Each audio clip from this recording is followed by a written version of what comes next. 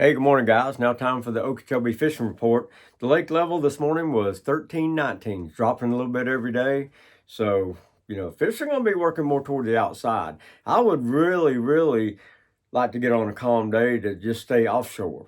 Just stay, even if I'm fishing the edges of the grass, throw my crankbait and stuff and look for those fish that might be just a little bit offshore. That's prime right now for that type of fishing. We fished yesterday. I fished with a gentleman out of Buckhead Ridge. I rode in his boat and we rode around. I showed him what I would do and how I handle the shallow water. And we ended up catching most of our fish in the Worm Cove area. Fished Tin House for a little bit. It was, I thought, the perfect day to fish. It was kind of cloudy, a little breezy, perfect conditions, a little cold in the morning. Maybe that had a little effect on the fish, but they seem to have, the fish seemed to have a little attitude in the morning. But we did catch one little section over in the Worm Cove area where we were throwing basically Cincos. And I was throwing the moving bait, I was throwing the swimming worm, and this gentleman was getting more bites than me, so I tied me on a Cinco, and I was using 15-pound mono, which I normally do, and he was throwing his Cinco on braided line. I think he said he thought it was 15-pound. Folks, he was getting more bites than me. Now, why was that? When somebody's getting more bites than me, and I'm fishing behind them, I'm watching what they're doing with their rod, how they're reeling, what they do with it when it first hits the water. I, I, I try to take, I'm trying to be real attentive to stuff like that, especially if somebody's getting a lot more bites than me. And he got a lot more bites than I did. The only difference was the braided line. Maybe my 15-pound mono is clear line. Maybe I need to start using fluorocarbon.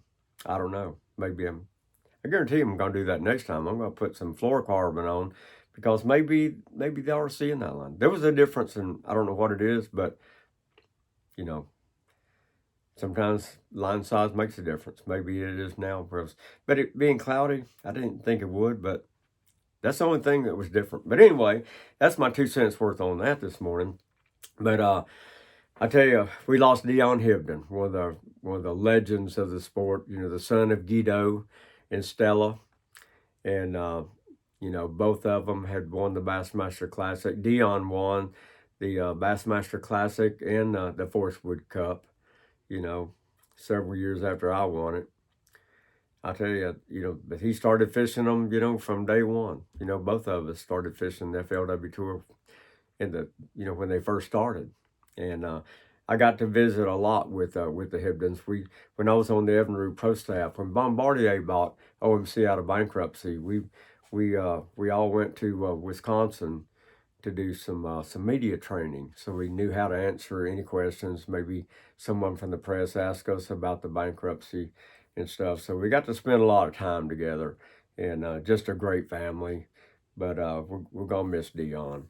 But anyway, our prayers go out to his whole family. We knew all them kids before they were even born, and but anyway, that's kind of a sad morning. That happened yesterday. He was a diabetic and he had some health issues. So anyway, that's I don't know.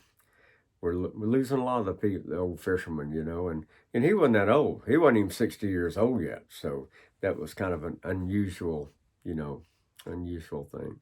But anyway, I would really like to go out in the middle of the lake and do some looking around myself.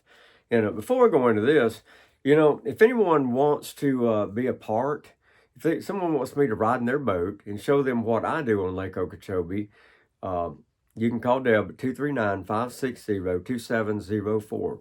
If you would like to be a partner of ours on our fishing reports that we're doing basically every day right now, you can call Deb. We had over 3,000 people watch our video that I did yesterday morning.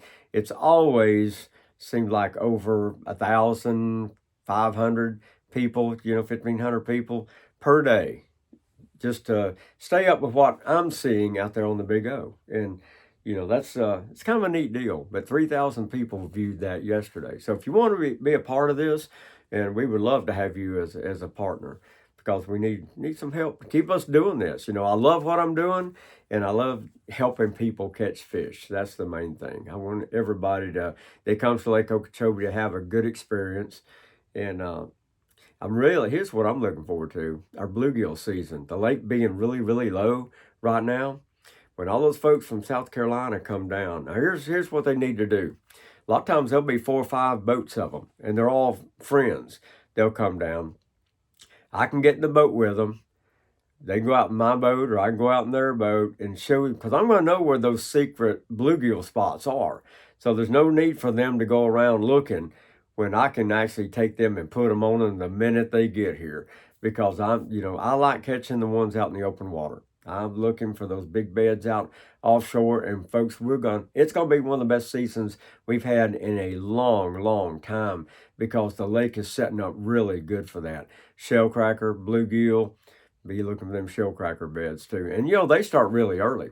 I've seen a lot of shellcracker spawning in February on Lake Okeechobee. But anyway, so that's what I'm going to be doing. But I'd really like someone that wants to go out and see how I hunt fish out in the middle of Lake Okeechobee, how to run those reefs out there, what I'm looking for. And the next good calm day, I'm going to be out there. I'm going to be out there looking at offshore stuff, because I'm telling you, the lake is setting up really, really good for that right now. But anyway, South Bay was really good. The Coot Bay area, we caught a few fish in Coot Bay in the Rose Garden. The Rose Garden is when you go right outside of Clewiston, the first place that it opens up on the left, kind of goes back in there. Be careful if you go in there. It's real rocky right along that edge. And once you get over in there, you got a lot of shrimp grass. So you can throw your swim worm or topwater bait or pretty much anything you want to throw in there. But that's one of the areas that I like, that's really, really close if you don't want to venture out too far. If you're kind of concerned about the water levels, Coot Bay still has enough water in the middle of it. So you can just idle in there and just start fishing. Water's good all through there. But anyway, South Bay was really good this past weekend. Talked to some guys that fished the tournament. South Bay was good. I guess it was a little slow for most of the guys, but some of the guys really, really caught them good. 33 pounds won that tournament here, and I guarantee you it's going to take 30 pounds every week. You can't do that anywhere in the nation, guys. I mean, Lake Okeechobee is one of these special places where you have the opportunity on any cast to catch them, to catch a big one or catch a limit of big ones. I mean, it can happen to anyone down here. The lake is just looking so good. I'm really impressed with what I'm seeing out there. But anyway, that's pretty much going to do it. It's kind of a short deal this morning, but prayers for the Hibden family. It's kind of a sad deal.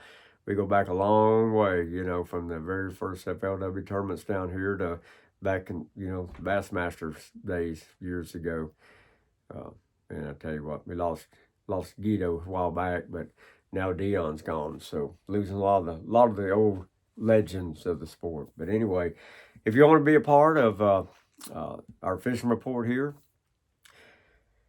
call Deb 239-560-2704. Gotta go. If you have any questions about anything going on in Okeechobee, visit OkeechobeeCounty.com. They got everything on their website. Lakeshore Marine, you'll see them on Facebook every day. Power Pole, Clewiston Golf Course. Bring your clubs when you come down. Our course is in tremendous shape. They're setting records for tee times. And the bait station, North Fort Myers. K&M Drugs, got to go get my flu shot today. Me and Deb, we put it off way too long. We normally get them in November. Flu epidemic right now, guys. You got to be very, very careful. Go get your flu shot. In a Pogie's Family Restaurant, RV1 Mobile Repairs. If you have a problem with your RV, dial this number. RV1 Fix My RV, and those guys, they're really good guys too. They'll come out and take care of you. And but anyway, until next time, hey, y'all go fishing and stay hooked up.